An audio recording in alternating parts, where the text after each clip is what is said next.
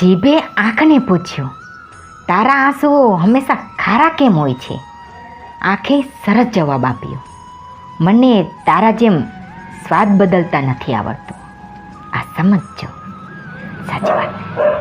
વિચારવા જેવી વાત છે. તમારું નસીબ ચમકતું હોય ને ત્યારે તમારી કડવી વાણી પણ લોકોને મીઠી લાગે છે, અને તમારું નસીબ ખરાબ હોય ને ત્યારે તમારી મીઠી વાણી પણ લોકોને કડવી લાગે છે. સાચી વાત છે ને?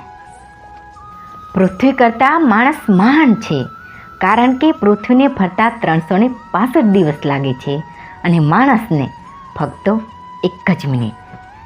સાચું ને?